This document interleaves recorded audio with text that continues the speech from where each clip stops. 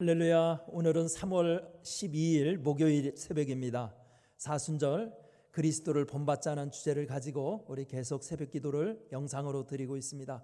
오늘도 새벽 기도하면서 말씀의 은혜가 되고 또한 기도를 통해서 하나님께 여러분들의 기도가 상달되는 축복의 아침이 되기를 간절히 바랍니다. 우리 다 함께 찬송가 545장 이 눈에 아무 증거 아니 배어도 우리 가정에서 우리 다 찬송가 펴놓고 같이 조용히 악보에 맞춰서 찬양을 불러주시기를 바랍니다. 우리 다 함께 찬양하겠습니다. 545장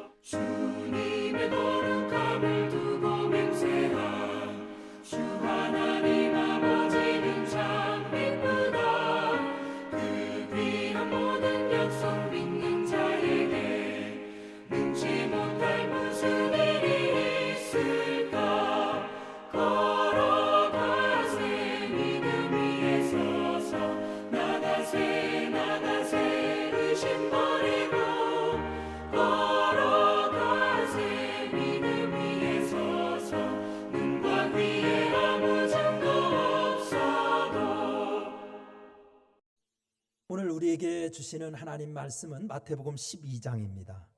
마태복음 12장 31절부터 37절까지 있는 말씀을 우리 함께 읽어보겠습니다. 우리 가정에 있는 성도들도 저와 함께 성경을 펴놓고 교독하시기를 바랍니다. 마태복음 12장 31절, 제가 한 절, 여러분이 한 절 읽습니다.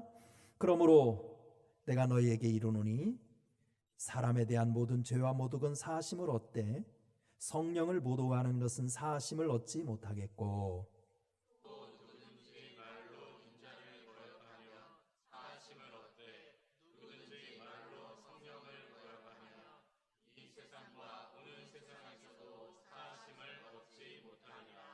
나무도 좋고 열매도 좋자 하든지 나무도 좋지 않고 열매도 좋지 않다 하든지 하라. 그 열매로 나무를 아느니라. 나의 자식들아, 너희는 악하니 어떻게 선한 말을 할 수 있느냐?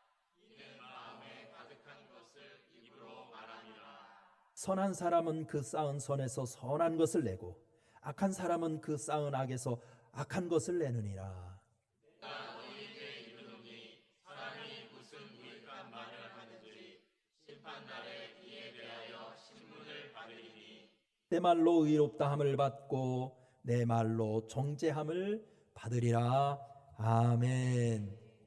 어떤 나라의 임금이 병이 들어 의원의 진단을 받아보니까 암사자의 젖을 먹어야 낫는다는 진단이 나왔어요. 왕은 누구든지 사자의 젖을 구해오는 자에게 큰 상을 내릴 것이라고 공포하였고, 이에 용기 있는 한 젊은이가 사자의 젖을 찾아 나섰습니다. 마침내 깊은 산 동굴 속에 있는 사자를 발견하고 천신만고 끝에 사자의 젖을 조금 짰는데 성공했습니다. 기쁜 마음으로 왕궁으로 돌아오는데 자기 몸의 각 부분이 서로 자기의 공로를 내세우면서 말다툼을 하고 있었습니다. 발은 자기라면 어떻게 사자가 있는 동굴까지 없었을 거냐 라고 말하면서 자기 공을 내세웠고, 눈은 눈대로 손은 손대로 자기의 공로를 내세웠습니다. 그때 혀도 한몫 끼어들었습니다. 그러자 몸 안의 각 부분들이, 아니 뼈도 없고 아무 소용도 없는 그 혀가 왜 건방지게 끼어드냐고 막 윽박질렀습니다. 그러는 사이 젊은이는 왕 앞에 도착하여 사자의 젖을 내놓았습니다. 왕이 물었습니다. 이게 진짜 사자의 젖이냐? 그러자 느닷없이 혀가 끼어들었습니다. 개젖입니다. 그러자 조금 전까지 혀를 윽박질렀던 몸속의 각 부분들이 그제서야 혀의 힘을 얼마나 큰 것인지를 깨닫고 혀에게 잘못을 빌었습니다. 그러자 혀는 그때서 다시 말했습니다. 아닙니다. 제가 노중에 너무 피곤해서 잘못 말했습니다. 이것은 틀림없는 사자의 젖입니다 라고 말했다는 탈무드의 이야기입니다. 오늘 우리가 읽은 성경 본문에서 예수님은 복음서 어디에서 볼 수 없는 강한 어조로 말의 중요성을 가르치고 계십니다. 사람이 구사하는 말이야말로 그 사람의 됨됨이를 보여주는 과목의 열매와도 같고, 심지어 영혼 구원을 결정짓는 잣대가 된다고 말씀하고 있습니다. 과연 예수님께서 원하시는 우리 성도들의 언어 생활은 무엇일까요? 첫째로 신앙의 말을 하라는 겁니다. 오늘 본문 31절 말씀을 보면 세상의 구세주이신 예수님께서 용서받지 못할 죄가 있다고 가르치고 계십니다. 그래서 일부 신학자들은 이런 기록은 후대 제자들이 추가한 것일 것이라고 추정하기도 합니다. 하지만 본문의 뜻은 그만큼 큰 죄가 있음을 경고한 것입니다. 바로 성령을 회방하는 죄가 바로 그것입니다. 여기서 성령을 회방하는 죄는 바리새인들의 언어 생활에 대해서 이른 것입니다.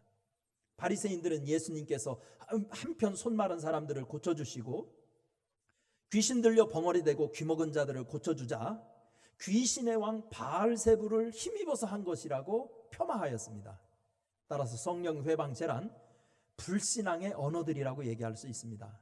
자신의 체험이나 개성, 취향, 소신, 종교적인 전통이나 배경에 맞지 않는다고 해서 예수님의 구원 사역을 함부로 비난하는 불신앙의 언어는 용서받지 못한다는 것입니다. 예수님은 우리들의 신앙의 언어를 사용하기를 원하십니다. 왜냐하면 신앙의 언어가 영혼을 구원하고 삶을 변화시키기 때문입니다. 그래서 로마서 10장 10절에서는 사람이 마음으로 믿어 의에 이르고 입으로 시인하여 구원에 이른다고 가르친 것입니다. 두 번째, 우리 예수님이 우리 성도들에게 원하는 언어 생활은 살리는 말입니다. 오늘 본문 33절에는 좋은 실과와 나쁜 실과에 대해서 말씀하고 있습니다. 여기서 실과는 모든 말을 비유로 쓴 것입니다. 그렇다면 좋은 실과와 나쁜 실과는 살리는 말과 죽이는 말이라고 해석할 수 있습니다. 그리스도인이란 어떤 환경에서도 죽이는 말이 아니라 살리는 말을 할 수 있어야 한다는 겁니다. 언어학자들은 말에는 주술적인 기능이 있다고 말합니다. 그래서 성경에서는 말이 주술적인 기능을 넘어서 창조적인 능력이 있다고 말합니다. 창세기 1장에서 하나님께서는 천지 창조를 하실 때 다 말씀으로 하셨습니다. 그래서 히브리서 4장 12절에서도 하나님의 말씀은 살았고 운동력이 있어 라고 말하고 있습니다. 우리들도 얼마든지 살리는 말로 창조적인 일을 만들어낼 수 있음을 주님은 가르쳐주고 있는 것입니다. 예수님의 말씀은 모두 살리는 말이었습니다. 가늠하다 잡힌 여인에게도 삭개오와 베드로도 살리는 말을 그들에게 들려주셔서 새 사람을 만드셨습니다. 따라서 주님을 따르는 성도들도 살리는 말을 할 수 있어야 한다는 것입니다.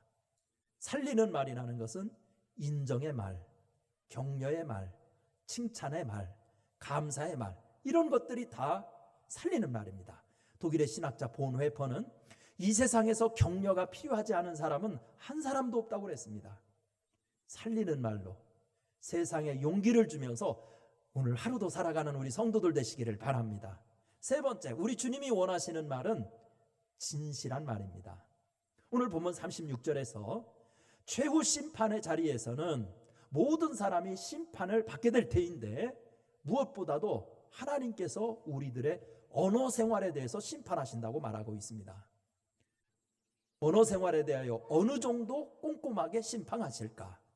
그 기준은 무익한 말이라고 오늘 본문에서 기록하고 있어요. 여기서 무익한 말이란 부주의하고 무가치한 사소한 농담까지도 포함하는 말입니다. 그러니까 최후 심판의 자리에서 악이 없는 농담이나 크게 의미를 두지 않았던 일상의 대화까지도 하나님 앞에서는 낱낱이 심판의 대상이 된다는 것입니다. 얼마나 우리의 언어 생활이 신중하고 진실해야 할 것을 가르친 말씀입니다. 사실 부주의한 말 한마디가 싸움의 불씨가 되고, 잔인한 말 한마디가 삶을 파괴하고, 저속한 말 한마디가 화를 돋우고, 불편한 한마디의 신뢰를 파괴하는 겁니다. 따라서 부주의하고 건성되는 말을 삼가해야 합니다. 상대방의 입장을 신중하게 배려하는 진실한 언어 생활을 해야 합니다.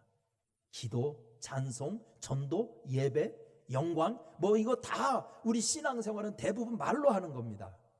그 사람의 말은 곧 신앙의 정도를 나타내는 것입니다. 이 시대의 그리스도인들이 거듭나야 할 것이 있다면 바로 우리들의 언어입니다. 오늘 예수님의 말씀을, 가르침을 가슴에 잘 품고 우리도 예수님이 원하는 말을 할 수 있기를 바랍니다.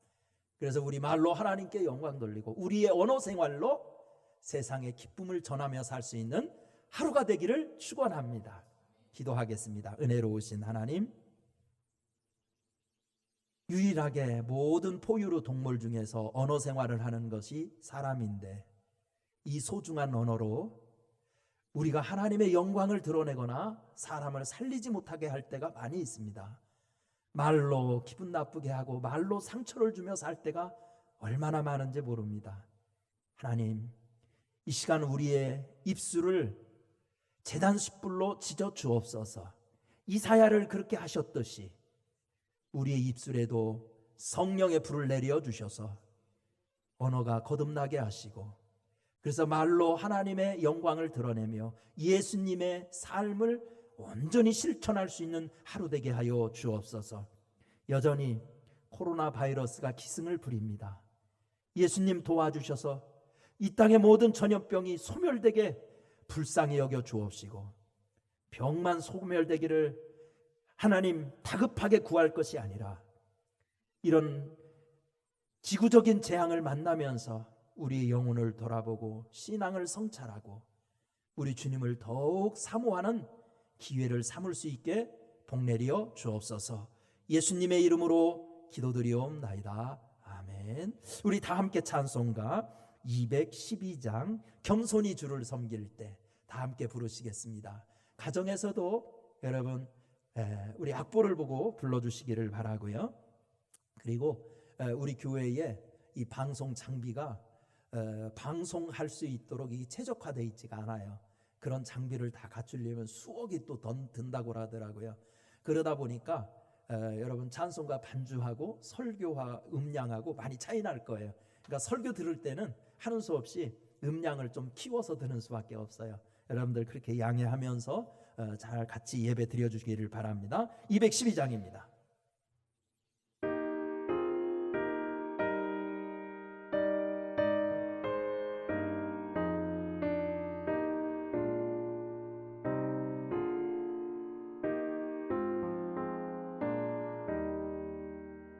겸손히 주를 섬길 때 괴로운 일이 많아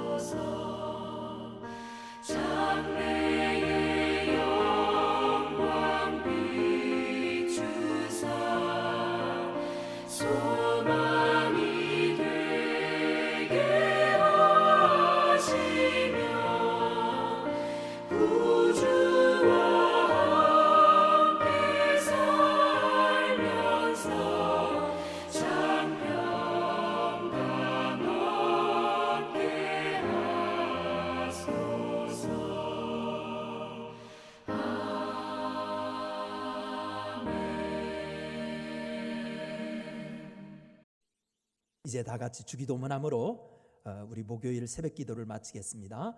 하늘에 계신 우리 아버지여, 이름이 거룩히 여김을 받으시오며 나라가 임하시오며 뜻이 하늘에서 이루어진 것 같이 땅에서도 이루어지이다. 오늘 우리에게 일용할 양식을 주시옵고 우리가 우리에게 죄 지은 자를 사하여 준 것 같이 우리 죄를 사하여 주시옵고 우리를 시험에 들게 하지 마시옵고 다만 악에서 구하시옵소서. 나라와 권세와 영광이 아버지께 영원히 있사옵나이다. 아멘.